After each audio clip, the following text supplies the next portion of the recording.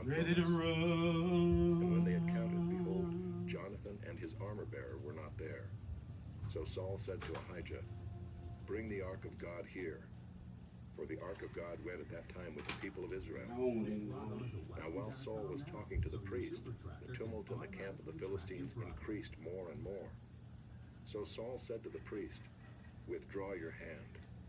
Then Saul and all the people who were with him rallied and went into the battle. And behold, every Philistine's sword was against his fellow, and there was very great confusion. Now the Hebrews who had been with the Philistines before that time, and who had gone up with them into the camp, even they also turned to be with the Israelites who were with Saul and Jonathan. Likewise, when all the men of Israel who had hidden themselves in the hill country of Ephraim heard that the Philistines were fleeing, they too followed hard after them in the battle. So the Lord saved Israel that day, and the battle passed beyond Bethaven. And the men of Israel had been hard pressed that day. So Saul had laid an oath on the people, saying, "Cursed be the man who eats food until it is evening, and I am avenged on my enemies." So none of the people had tasted food. Now when all the people came to the forest, behold, there was honey on the ground. And when the people entered the forest, behold, the honey was dropping, but no one put his hand to his mouth, for the people feared the oath. But Jonathan had not heard his father charge the people with the oath.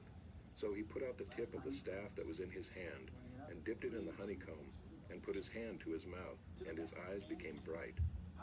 Then one of the people said, "Your father strictly charged the people with an oath, saying, 'Cursed be the man who eats food this day.'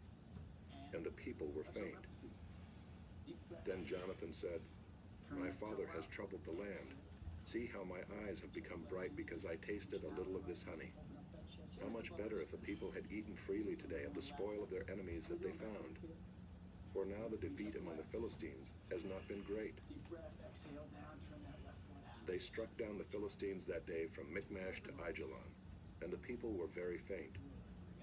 The people pounced on the spoil and took sheep and oxen and calves and slaughtered them on the ground, and the people ate them with the blood. Then they told Saul, "Behold, the people are sinning against the Lord by eating with the blood." And he said, "You have dealt treacherously. Roll a great stone to me here." And Saul said, "Disperse yourselves among the people and say to them, 'Let every man bring his ox or his sheep and slaughter them here and eat, and do not sin against the Lord by eating with the blood.'" So every one of the people brought his ox with him that night, and they slaughtered them there. And Saul built an altar to the Lord. It was the first altar that he built to the Lord. Then Saul said, "Let us go down after the Philistines by night and plunder them until the morning light. Let us not leave a man of them." And they said, "Do whatever seems good to you." But the priest said, "Let us draw near to God here." And Saul inquired of God, "Shall I go down after the Philistines? Will you give them into the hand of Israel?" But he did not answer him that day. And Saul said, "Come here, all you leaders of the people, and know and see how this sin has arisen today. For as the Lord lives who saves Israel, though it be in Jonathan my son, he shall surely die." But there was not a man among all the people who answered him. Then he said to all Israel, "You shall be on one side, and I and Jonathan my son will be on the other side." And the people said to Saul, "Do what seems good to you." Therefore Saul said, "O Lord God of Israel, why have you not answered your servant this day? If this guilt is in me or in Jonathan my son, O Lord God of Israel, give Urim. But if this guilt is in your people Israel, give Thummim." And Jonathan and Saul were taken, but the people escaped. Then Saul said, "Cast the lot between me and my son Jonathan." And Jonathan was taken. Then Saul said to Jonathan, "Tell me what you have done." And Jonathan told him, "I tasted a little honey with the tip of the staff that was in my hand. Here I am. I will die." And Saul said, "God do so to me and more also. You shall surely die, Jonathan." Then the people said to Saul, "Shall Jonathan die who has worked this great salvation in Israel? Far from it. As the Lord lives, there shall not one hair of his head fall to the ground. for he has worked with God this day. So the people ransomed Jonathan so that he did not die. Then Saul went up from pursuing the Philistines, and the Philistines went to their own place. When Saul had taken the kingship over Israel, he fought against all his enemies on every side, against Moab, against the Ammonites, against Edom, against the kings of Zobah, and against the Philistines. Wherever he turned, he routed them. And he did valiantly and struck the Amalekites and delivered Israel out of the hands of those who plundered them. Now the sons of Saul were Jonathan, Ishvi, and Malchishua, and the names of his 2 daughters were these. The name of the firstborn was Merab, and the name of the younger, Michal. And the name of Saul's wife was Ahinoam, the daughter of Ahimaaz. And the name of the commander of his army was Abner the son of Ner, Saul's uncle. Kish was the father of Saul, and Ner the father of Abner was the son of Abiel. There was hard fighting against the Philistines all the days of Saul. And when Saul saw any strong man or any valiant man, he attached him to himself. Chapter 15. And Samuel said to Saul, "The Lord sent me to anoint you king over his people Israel. Now therefore listen to the words of the Lord. Thus says the Lord of hosts, I have noted what Amalek did to Israel in opposing them on the way when they came up out of Egypt. Now go and strike Amalek, and devote to destruction all that they have. Do not spare them, but kill both man and woman, child and infant, ox and sheep, camel and donkey." So Saul summoned the people and numbered them in Telaim, 200,000 men on foot, and 10,000 men of Judah. And Saul came to the city of Amalek and lay in wait in the valley. Then Saul said to the Kenites, "Go, depart, go down from among the Amalekites, lest I destroy you with them. For you showed kindness to all the people of Israel when they came up out of Egypt." So the Kenites departed from among the Amalekites. And Saul defeated the Amalekites from Havilah as far as Shur, which is east of Egypt. And he took Agag the king of the Amalekites alive, and devoted to destruction all the people with the edge of the sword. But Saul and the people spared Agag and the best of the sheep, and of the oxen, and of the fattened calves, and the lambs, and all that was good, and would not utterly destroy them. All that was despised and worthless they devoted to destruction. The word of the Lord came to Samuel. "I regret that I have made Saul king, for he has turned back from following me and has not performed my commandments." And Samuel was angry, and he cried to the Lord all night. And Samuel rose early to meet Saul in the morning. And it was told Samuel. Saul came to Carmel, and behold, he set up a monument for himself, and turned and passed on and went down to Gilgal. And Samuel came to Saul, and Saul said to him, "Blessed be you to the Lord. I have performed the commandment of the Lord." And Samuel said, "What then is this bleating of the sheep in my ears, and the lowing of the oxen that I hear?" Saul said, "They have brought them from the Amalekites, for the people spared the best of the sheep and of the oxen to sacrifice to the Lord your God, and the rest we have devoted to destruction."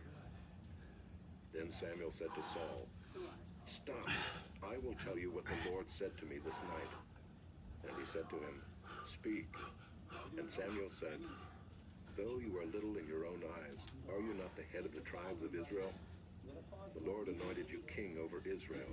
And the Lord sent you on a mission and said, 'Go, devote to destruction the sinners, the Amalekites, and fight against them until they are consumed.' Why then did you not obey the voice of the Lord? Why did you pounce on the spoil and do what was evil in the sight of the Lord?"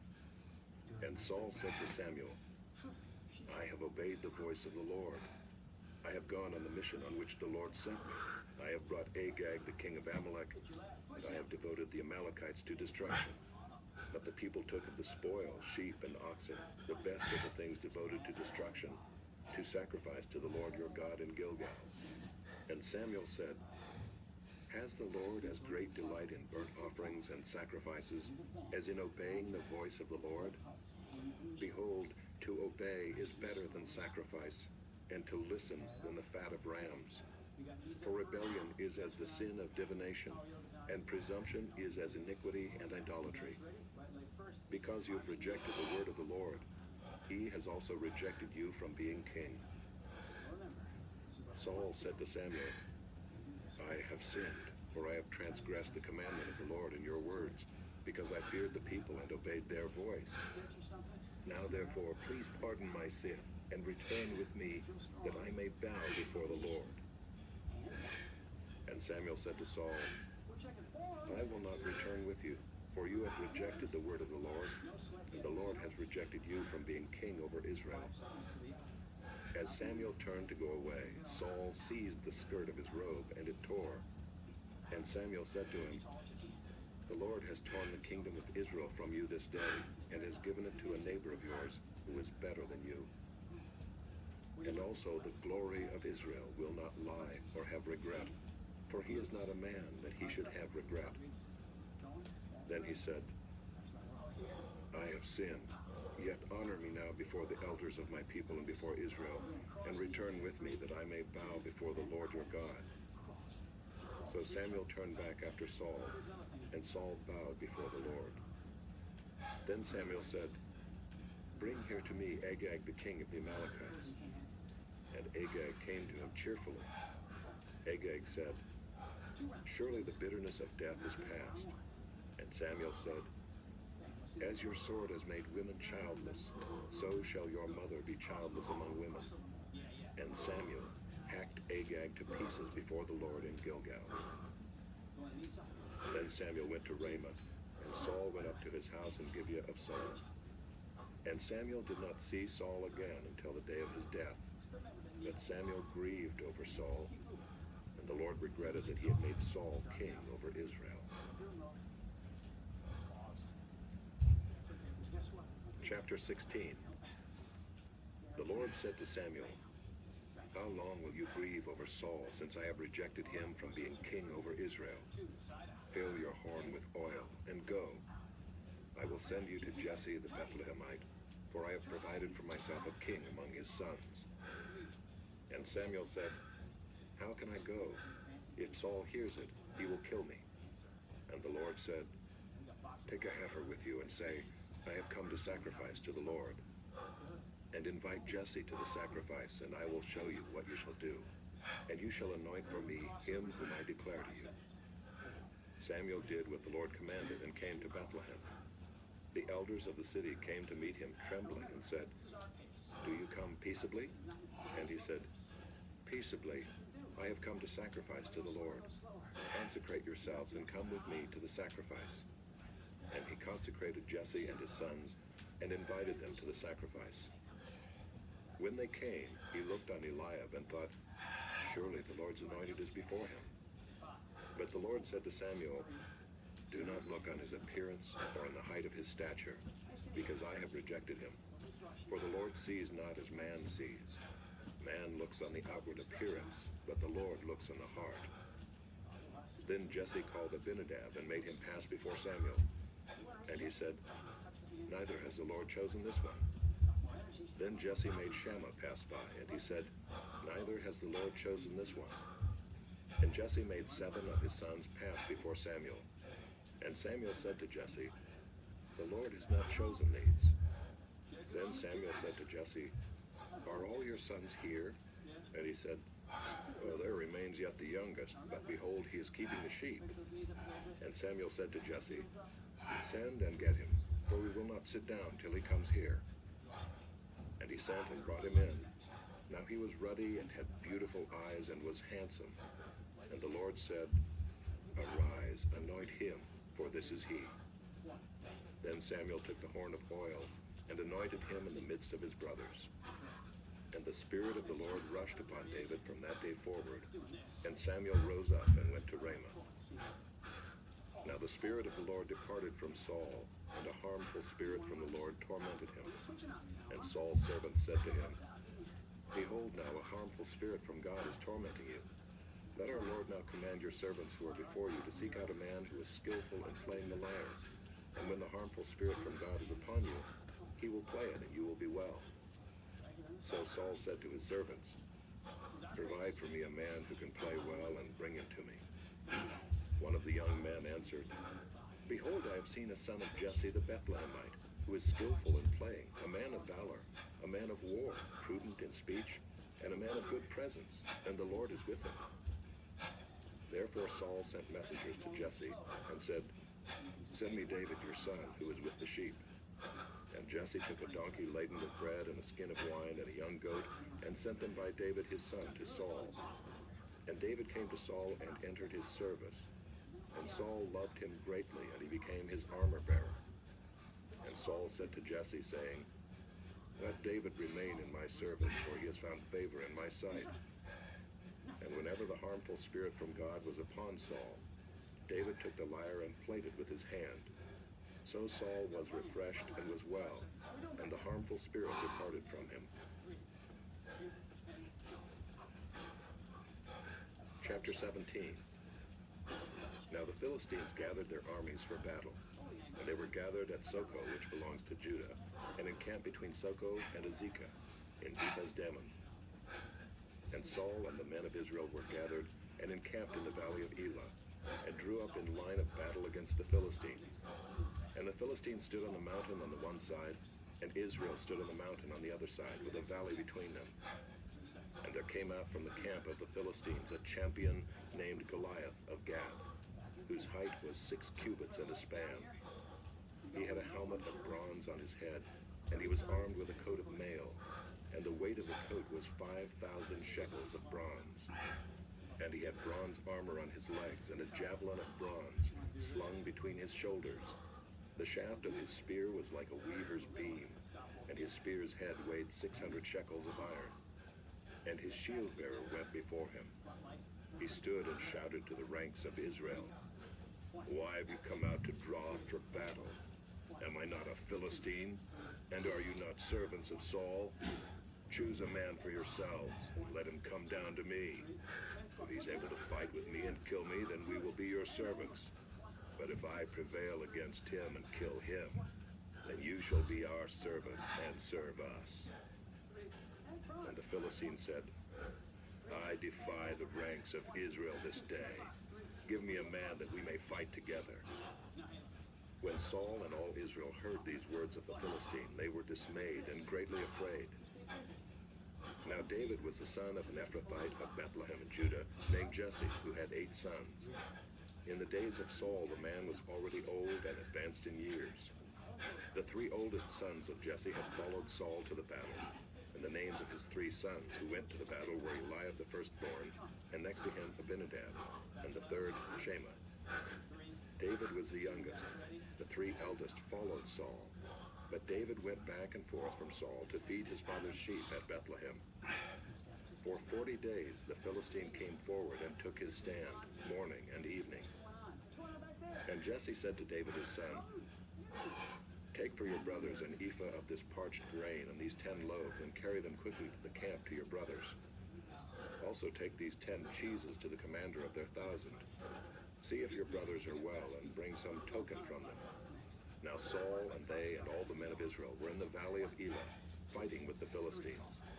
And David rose early in the morning and left the sheep with a keeper, and took the provisions and went as Jesse had commanded him. And he came to the encampment as the host was going out to the battle line, shouting the war cry. And Israel and the Philistines drew up for battle, army against army. And David left the things in charge of the keeper of the baggage and ran to the ranks and went and greeted his brothers. As he talked with them, behold, the champion, the Philistine of Gath, Goliath by name, came up out of the ranks of the Philistines and spoke the same words as before. And David heard him. All the men of Israel, when they saw the man, fled from him and were much afraid. And the men of Israel said, Have you seen this man who has come up? Surely he has come up to defy Israel. And the king will enrich the man who kills him with great riches, and will give him his daughter, and make his father's house free in Israel. And David said to the men who stood by him, What shall be done for the man who kills this Philistine and takes away the reproach from Israel? For who is this uncircumcised Philistine that he should defy the armies of the living God? And the people answered him in the same way, So shall it be done to the man who kills him. Now Eliab his eldest brother heard when he spoke to the men. And Eliab's anger was kindled against David, and he said, Why have you come down? And with whom have you left those few sheep in the wilderness? I know your presumption and the evil of your heart, for you have come down to see the battle. And David said, "What have I done now? Was it not but a word?" And he turned away from him toward another, and spoke in the same way, and the people answered him again as before. When the words that David spoke were heard, they repeated them before Saul, and he sent for him. And David said to Saul, "Let no man's heart fail because of him. Your servant will go and fight with this Philistine." And Saul said to David, "You are not able to go against this Philistine to fight with him, for you are but a youth, and he has been a man of war from his youth." But David said to Saul, "Your servant used to keep sheep for his father, and when there came a lion or a bear and took a lamb from the flock, I went after him and struck him and delivered it out of his mouth. And if he arose against me, I caught him by his beard and struck him and killed him. Your servant has struck down both lions and bears, and this uncircumcised Philistine shall be like one of them, for he has defied the armies of the living God." And David said, "The Lord who delivered me from the paw of the lion and from the paw of the bear will deliver me from the hand of this Philistine." And Saul said to David, "Go, and the Lord be with you." Then Saul clothed David with his armor. He put a helmet of bronze on his head and clothed him with a coat of mail, and David strapped his sword over his armor. And he tried in vain to go, for he had not tested them. Then David said to Saul, "I cannot go with these, for I have not tested them." So David put them on. Then he took his staff in his hand and chose 5 smooth stones from the brook and put them in his shepherd's pouch. His sling was in his hand, and he approached the Philistine. And the Philistine moved forward and came near to David with his shield bearer in front of him. And when the Philistine looked and saw David, he disdained him, for he was but a youth, ruddy and handsome in appearance. And the Philistine said to David, "Am I a dog that you come to me with sticks?" And the Philistine cursed David by his gods. The Philistine said to David, "Come to me, and I will give your flesh to the birds of the air and to the beasts of the field."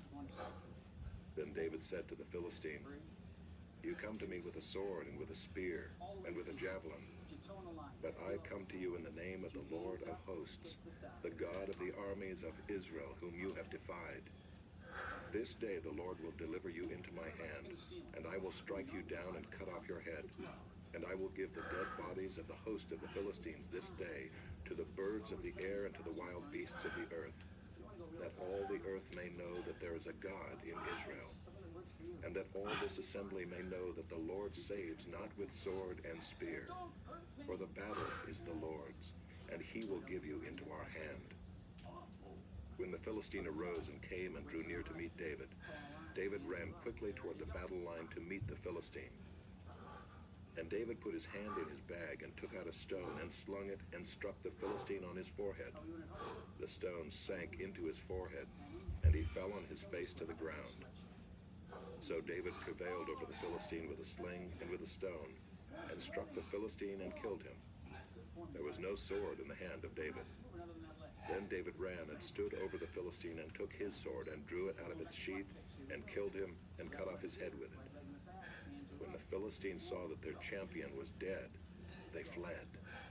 And the men of Israel and Judah rose with a shout and pursued the Philistines as far as Gath and the gates of Ekron, so that the wounded Philistines fell on the way from Shaaraim as far as Gath and Ekron.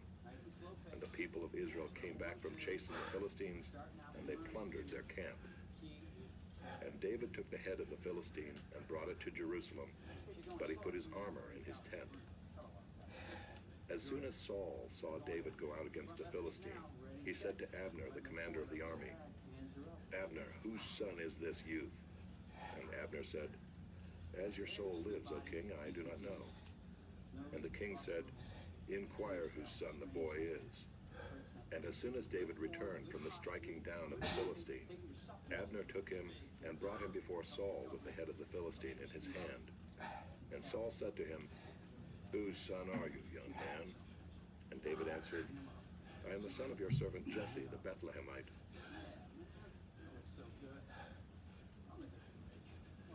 Chapter 18.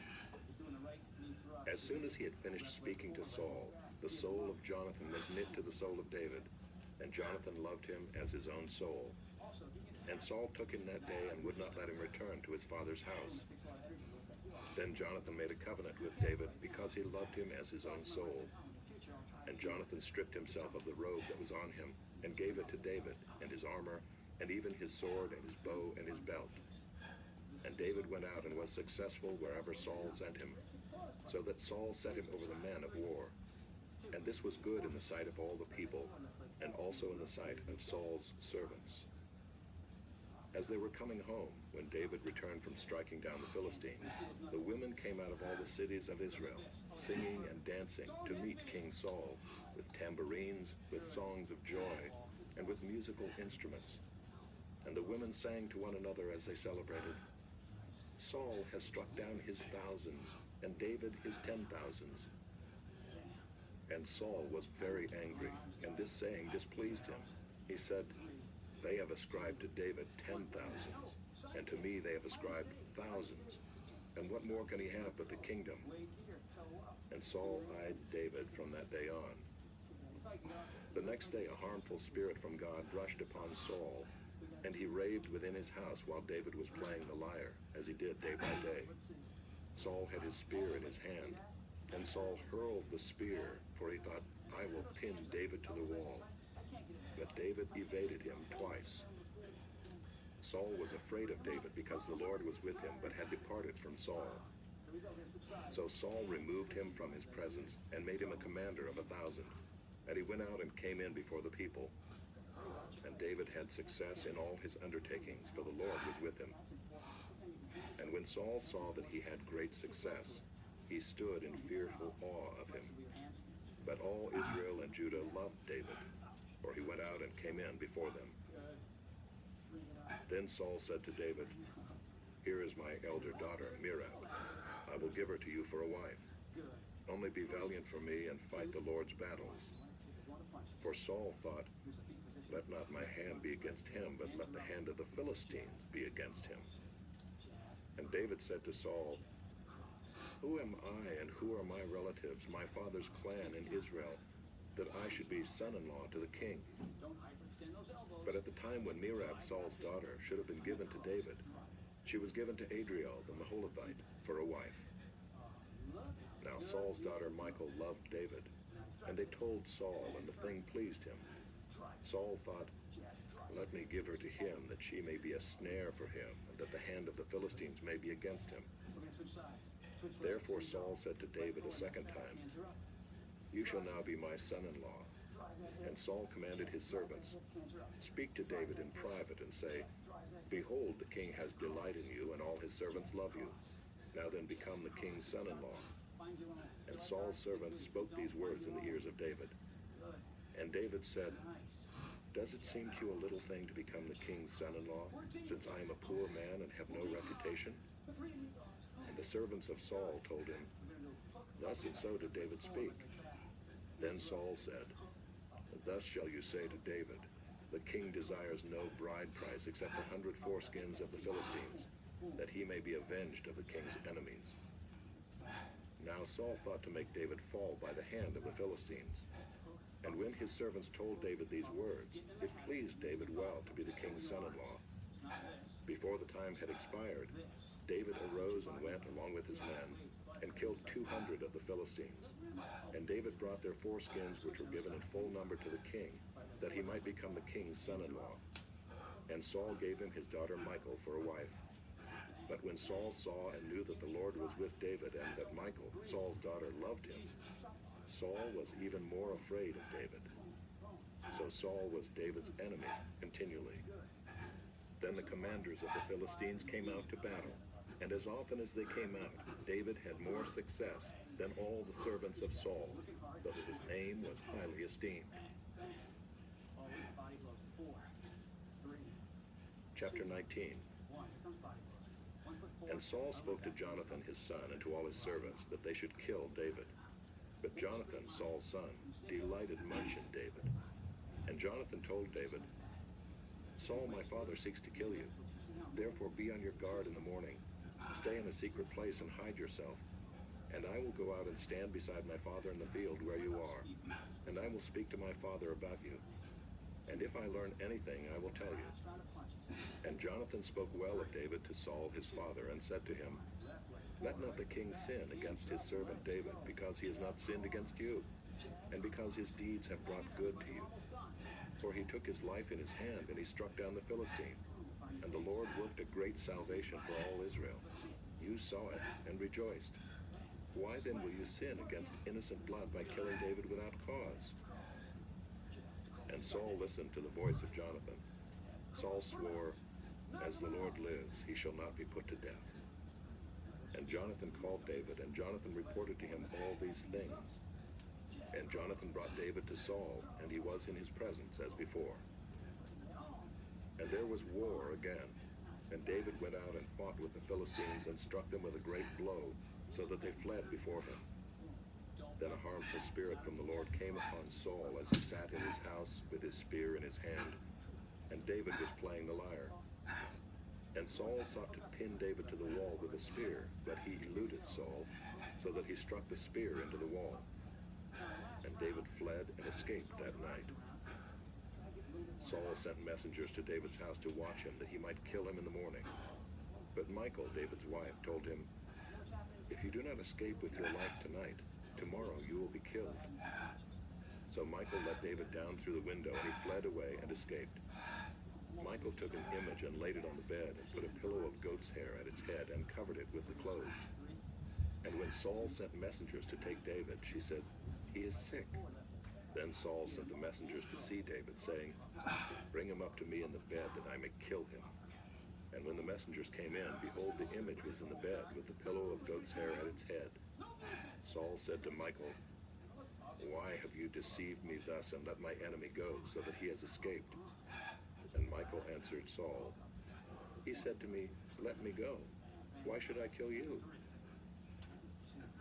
Now David fled and escaped, and he came to Samuel at Ramah, and told him all that Saul had done to him. And he and Samuel went and lived at Naioth. And it was told Saul, "Behold, David is at Naioth in Ramah." Then Saul sent messengers to take David, and when they saw the company of the prophets prophesying, and Samuel standing as head over them, the Spirit of God came upon the messengers of Saul, and they also prophesied. When it was told Saul, he sent other messengers, and they also prophesied. And Saul sent messengers again the third time, and they also prophesied. Then he himself went to Ramah, and came to the great well that is in Seku. And he asked, "Where are Samuel and David?" And one said, "Behold, they are at Naioth and Ramah." And he went there to Naioth and Ramah, and the Spirit of God came upon him also. And as he went, he prophesied until he came to Naioth and Ramah. And he too stripped off his clothes, and he too prophesied before Samuel, and lay naked all that day and all that night. Thus it is said, "Is Saul also among the prophets?" Chapter 20. Then David fled from Naioth and Ramah, and came and said before Jonathan, "What have I done? What is my guilt? And what is my sin before your father, that he seeks my life?" And he said to him, "Far from it, you shall not die. Behold, my father does nothing, either great or small, without disclosing it to me. And why should my father hide this from me? It is not so." But David vowed again, saying, "Your father knows well that I have found favor in your eyes, and he thinks, 'Do not let Jonathan know this, lest he be grieved.' But truly, as the Lord lives, and as your soul lives, there is but a step between me and death." Then Jonathan said to David, "Whatever you say, I will do for you." David said to Jonathan, "Behold, tomorrow is the new moon, and I should not fail to sit at table with the king. But let me go, that I may hide myself in the field till the third day at evening. If your father misses me at all, then say, 'David earnestly asked leave of me to run to Bethlehem his city, for there is a yearly sacrifice there for all the clan.' If he says, 'Good,' it will be well with your servant. But if he is angry, then know that harm is determined by him. Therefore deal kindly with your servant, for you have brought your servant into a covenant of the Lord with you. But if there is guilt in me, kill me yourself, for why should you bring me to your father?" And Jonathan said, "Far be it from you. If I knew that it was determined by my father that harm should come to you, would I not tell you? Then David said to Jonathan, who will tell me if your father answers you roughly? And Jonathan said to David, come, let us go out into the field. So they both went out into the field. And Jonathan said to David, the Lord God of Israel be witness. When I have sounded out my father about this time tomorrow or the third day, behold, if he is well disposed toward David, shall I not then send and disclose it to you? But should it please my father to do you harm, the Lord do so to Jonathan and more also, if I do not disclose it to you and send you away, that you may go in safety. May the Lord be with you, as he has been with my father. If I am still alive, show me the steadfast love of the Lord, that I may not die. And do not cut off your steadfast love from my house forever, when the Lord cuts off every one of the enemies of David from the face of the earth. And Jonathan made a covenant with the house of David, saying, may the Lord take vengeance on David's enemies. And Jonathan made David swear again by his love for him, for he loved him as he loved his own soul. Then Jonathan said to him, tomorrow is the new moon, and you will be missed, because your seat will be empty. On the third day, go down quickly to the place where you hid yourself when the matter was in hand, and remain beside the stone heap. And I will shoot 3 arrows to the side of it, as though I shot at a mark. And behold, I will send the boy, saying, go, find the arrows. If I say to the boy, look, the arrows are on this side of you, take them. Then you are to come, for as the Lord lives, it is safe for you, and there is no danger. But if I say to the youth, look, the arrows are beyond you, then go, for the Lord has sent you away. And as for the matter of which you and I have spoken, behold, the Lord is between you and me forever. So David hid himself in the field, and when the new moon came, the king sat down to eat food.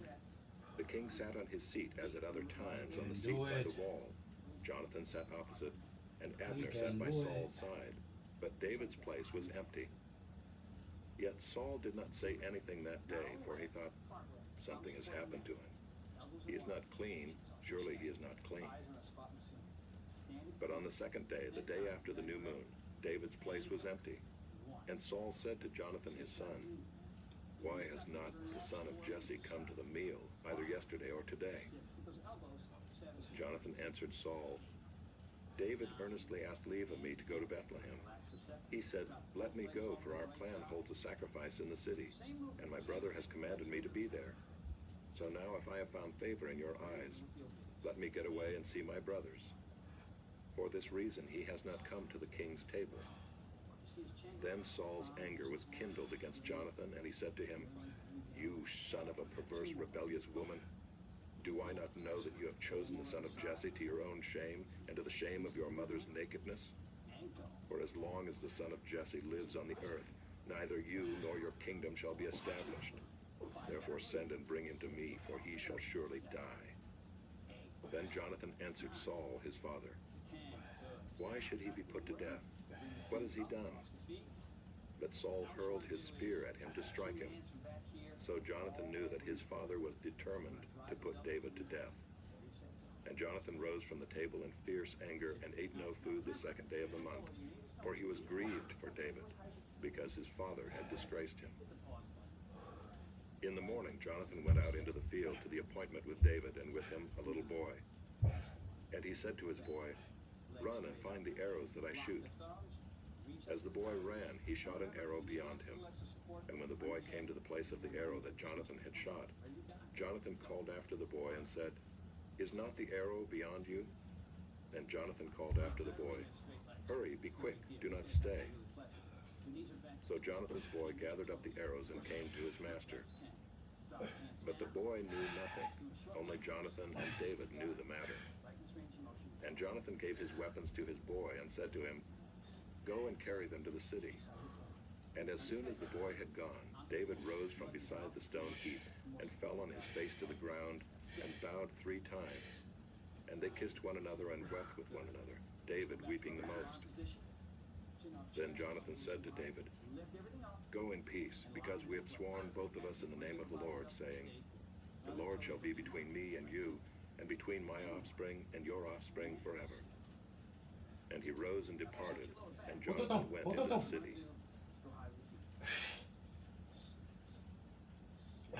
Chapter 21. Then David came to Nob to Ahimelech the priest, and Ahimelech came to David trembling and said to him, "Why are you alone and no one with you?" And David said to Ahimelech the priest, "The king has charged me with a matter and said to me, 'Let no one know anything of the matter about which I send you, and with which I have charged you. I have made an appointment with the young men for such and such a place. Now then, what do you have on hand? Give me 5 loaves of bread or whatever is here." And the priest answered David, "I have no common bread on hand, but there is holy bread, if the young men have kept themselves from women." And David answered the priest, "Truly women have been kept from us as always when I go on an expedition. The vessels of the young men are holy even when it is an ordinary journey. How much more today will their vessels be holy?" So the priest gave him the holy bread, for there was no bread there but the bread of the presence, which is removed from before the Lord, to be replaced by hot bread on the day it is taken away. Now a certain man of the servants of Saul was there that day, detained before the Lord. His name was Doeg the Edomite, the chief of Saul's herdsmen. Then David said to Ahimelech, "Then have you not here a spear or a sword at hand? For I have brought neither my sword nor my weapons with me, because the king's business required haste." And the priest said, "The sword of Goliath the Philistine, whom you struck down in the valley of Elah, behold, it is here wrapped in a cloth behind the ephod. If you will take that, take it, for there is none but that here." And David said, "There is none like that. Give it to me." And David rose and fled that day from Saul, and went to Achish the king of Gath. And the servants of Achish said to him, "Is not this David the king of the land? Did they not sing to one another of him in dances? Saul has struck down his thousands, and David his 10,000s." And David took these words to heart, and was much afraid of Achish the king of Gath. So he changed his behavior before them, and pretended to be insane in their hands, and made marks on the doors of the gate, and let his spittle run down his beard. Then Achish said to his servants, "Behold, you see the man is mad. Why then have you brought him to me? Do I lack madmen that you have brought this fellow to behave as a madman in my presence? Shall this fellow come into my house?" Chapter 22. David departed from there and escaped to the cave of Adullam. And when his brothers and all his father's house heard